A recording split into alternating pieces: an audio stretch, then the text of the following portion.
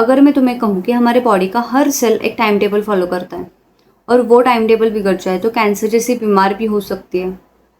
चलिए आज हम शुरू करने वाले हैं एनसीईआरटी का सबसे important cell cycle and cell division. तो एग्जैक्टली सेल साइकिल कैसे रन करती है वो हम इजी वे में समझने वाले हैं। हाय गाइस, मैं स्नेहल और welcome back to my channel biology with Snehal. इस सीरीज को हम पूरे चैप्टर को स्टेप बाय स्टेप कवर करेंगे। NCERT line by line easy diagrams के साथ विथ शॉर्टकट्स। तो बिना टाइम वेस्ट किए लेट्स बिगिन।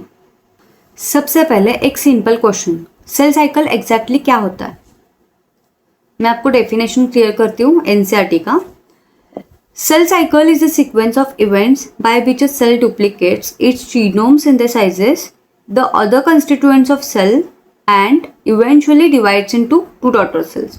एक बार रिपीट करती हूँ। Cell cycle is the sequence of events by which a cell duplicates its genome, synthesizes the other constituents of cell and eventually divides into two daughter cells. मतलब एक जब नया cell बनता है तब से लेकर डीएनए जब अपना खुद का डीएनए कॉपी करता है, उस जर्नी के सीक्वेंस ऑफ इवेंट्स को हम कहेंगे सेल साइकिल। मतलब दो डॉटर सेल्स बन गए, राइट? ये सारे events like cell growth, DNA replication and division, ये बिल्कुल एक कोऑर्डिनेटेड मैनर में होता है और ये सब जेनेटिकली कंट्रोल्ड होते हैं। तो ये लाइन बेस्ड क्वेश्चन आ सकता है, तो याद रखना। आखिर बॉडी को सेल डिवीजन करने की ज़रूरत ही क्यों पड़ती है? मैं आपको लाइन बाय लाइन और एक एक आंसर देती हूँ। First one, growth. एक सिंगल सेल जाइगोट से ट्रिलियन सेल्ड ह्यूमन बॉडी बनती है, राइट? सेकंड, रिपेयर और रिप्लेसमेंट। अगर कुछ इंजरी हो गई या पुरानी और डैमेज सेल को सेल रिप्लेस करना है, एग्जाम्पल जैसे ब्लड सेल्स और skin cells. Then third one, reproduction. Single celled organisms में सेल डिवीजन ही उनका रिप्रोडक्शन होता है। देन फोर्थ, जेनेटिकली कंटिन्यूटी और स्टेबिलिटी।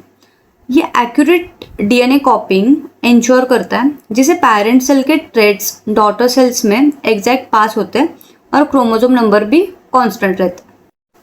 क्या हर सेल का cell cycle exact same duration में होता है? नहीं। तो duration organisms to organisms, cell type to cell type vary करता है। मैं आपको ऑर्गेनिज्म और सेल एंड इसका सेल साइकिल ड्यूरेशन बताती हूँ। First thing, human cell in culture 24 hours का ड्यूरेशन होता है। इस सेल लाइक सैकेरोमाइसिट्स ये 90 मिनट का होता है and bacteria like E coli ये 20 मिनट। एनसीईआरटी का एमसीक्यू पॉइंट, ये दो नंबर्स इंपॉर्टेंट है। ह्यूमन सेल साइकिल ड्यूरेशन है 24 hours and bacteria like E coli 20 minute. Okay, and इस सेल ये भी मतलब रट लो, इस सेल 90 मिनट का। तो ये रट लो बिकॉज ऑफ एग्जाम के लिए ये डायरेक्ट पूछने जाने वाले क्वेश्चन से। पूरे सेल को हम दो फेजेस में डिवाइड करते हैं। First one M phase and second one interphase. हम पहले इंटरफेज को क्लियर करते हैं। ये सेल साइकिल का लॉन्गेस्ट फेज होता है। तकरीबन 95% ड्यूरेशन अकेला इंटरफेज लेता है। जैसे एग्जाम्पल, ह्यूमन सेल की ड्यूरेशन है 24 आवर्स बट इंटरफेज में 23 आवर्स लगता है बिकॉज ऑफ 95% है। एंड इंटरफेज को हम पहले रेस्टिंग फेज भी कहते थे, बट सेल इसमें रेस्ट नहीं करता, वो मेटाबॉलिकली सुपर एक्टिव होता है एंड डिवीजन के लिए प्रिपेयर हो रहा होता है।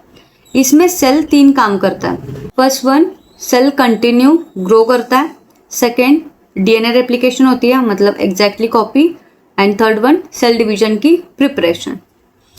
यम फेज में होता है माइटोसिस, ये एक्चुअल सेल डिवीजन होता है, मतलब सिर्फ 5% का होता है, मतलब 1 आवर का ड्यूरेशन टाइम, मतलब 24 आवर्स में 1 hour mitosis and 23 hours interphase, मतलब 95% इंटरफेज एंड 5% माइटोसिस।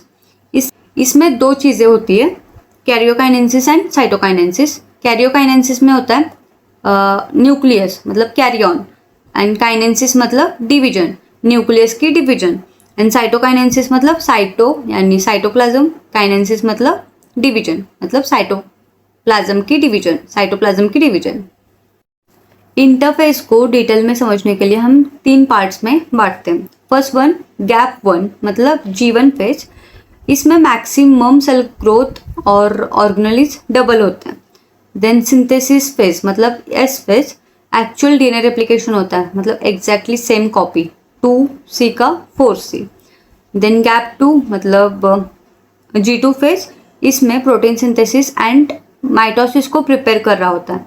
इन तीनों phases like G1, S and G2 phase को हम नेक्स्ट पार्ट में डेप्थ में समझेंगे। अब हम क्विक रिकैप करते हैं। आज के सेशन में 5 इंपॉर्टेंट नीट टेकअवेज थे। First one, cell cycle, interphase 95%, mitosis 5%।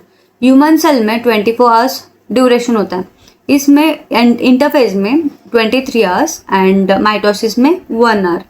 Yeast cell मतलब सैकेरोमाइसिट्स में 90 मिनट का ड्यूरेशन टाइम है। All events are genetically controlled and coordinated and DNA replication takes place in synthesis phase मतलब यस फेज के interphase में। अगर video informative लगी हो एंड इजीली एनसीईआरटी समझ आई हो तो लाइक करना, दोस्तों के साथ शेयर करना एंड ऐसे ही इजी बायोलॉजी कंटेंट के लिए फॉलो करना। एंड हम नेक्स्ट पार्ट में G1, S and G2 phase को डेप्थ में समझेंगे और detailed part like diagrams and tricks के साथ समझेंगे। और till then keep learning and keep revisioning. Bye bye.